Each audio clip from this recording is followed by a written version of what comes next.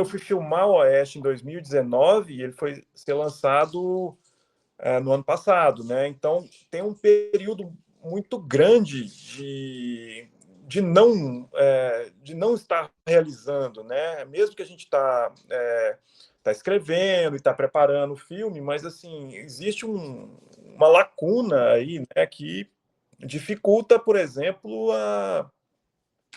questões práticas, né, a parte financeira, né, e a gente está sempre esse tipo de cinema que a gente faz, que é um cinema independente e autoral, né, um cinema voltado para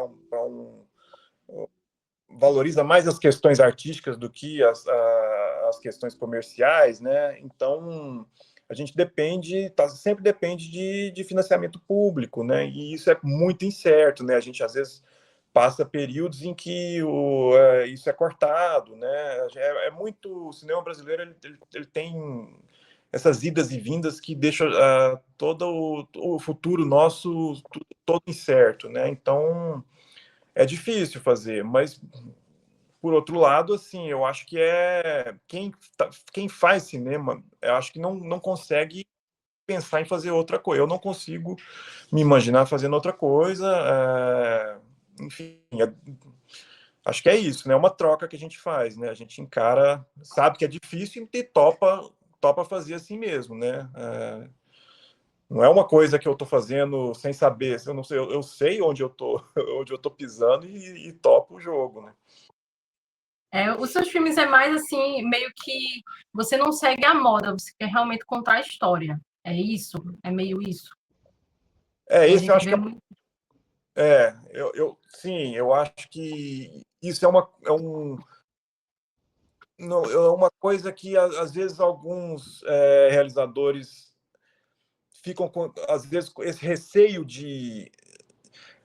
às vezes, dessas dificuldades financeiras às vezes, faz com que alguns realizadores topem, por exemplo, aderir a alguns modismos, né, para poder os festivais. A gente sabe que os festivais às vezes têm algumas linguagens que eles preferem, né, e então eu não gosto, eu prefiro assim tentar seguir com a minha voz, com o jeito que eu faço, com o jeito que eu gosto de realizar. E acho que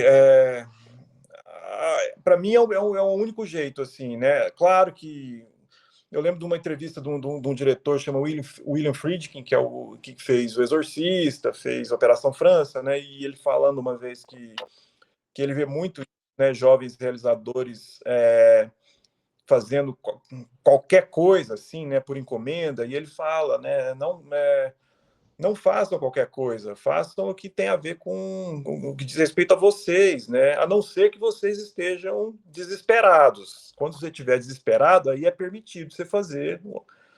E eu ainda não cheguei no desespero. Já flertei algumas vezes com ele, mas não cheguei nele ainda. Então, consegui Que fazer bom, só o que. que bom. Ô, Isaac. Érico, assim, a questão, você abordou a questão, talvez, de recursos, né, para poder produzir um filme no Brasil, que talvez seja Uhum. um desafio, né? E a questão da distribuição hoje no Brasil também é um desafio?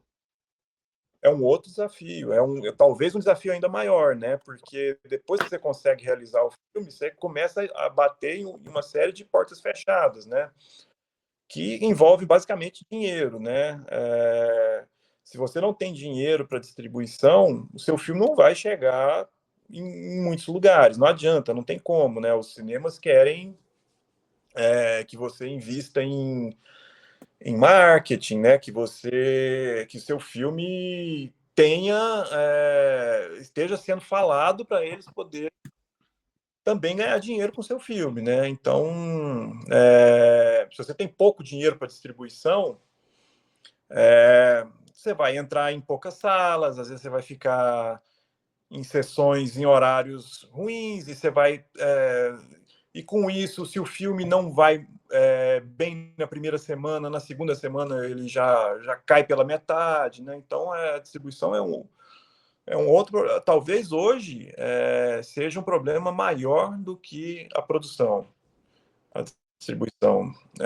Eu acho que a produção, a gente produz uma quantidade relevante de filmes, a gente deve estar produzindo 200 e qualquer coisa de filmes aí, né? E, sei lá, a gente vê que filmes que realmente atingem uma quantidade grande de público são, sei lá, 10 por ano, mais ou menos, né? Então, é um outro problema, assim, a distribuição. A gente tem mais perguntas aqui no chat. E, assim, eu acho que a galera tá empolgada, porque, assim, até a juventude, tem gente querendo saber mais ou menos como é esse processo. Aí tem a pergunta aqui de Giovana Barros. Érico, parabéns pelos trabalhos. Como é a sua abordagem com os atores? Como foi trabalhar, preparar o elenco para esse resultado alcançado em Oeste Outra Vez? Uhum.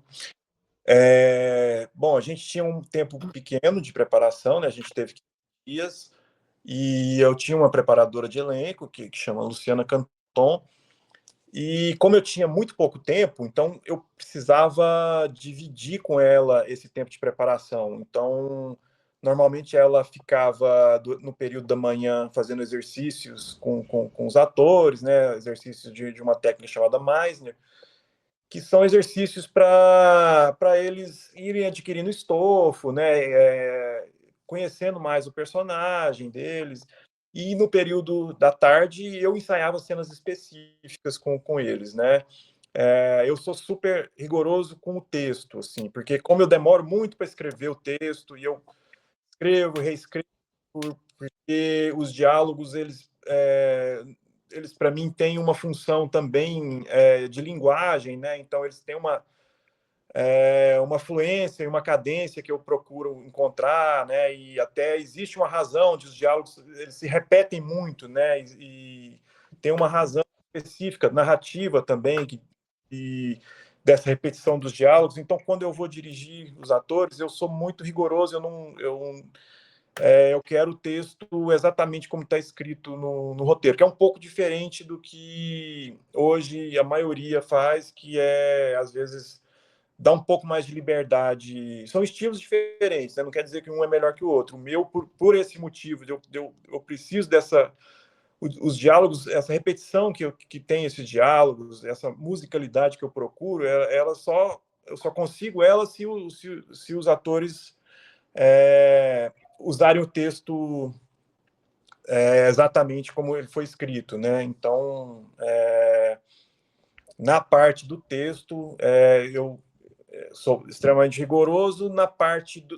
Já na parte da mise-en-scène, da composição dos personagens, aí eu sou totalmente colaborativo com eles, e todos eles me deram várias ideias, e, enfim, muitas foram incorporadas, né? Então, acho que é isso, assim, eu divido um pouco esse papel com a preparadora, mas e faço essa divisão também entre texto e mise-en-scène e composição de personagens.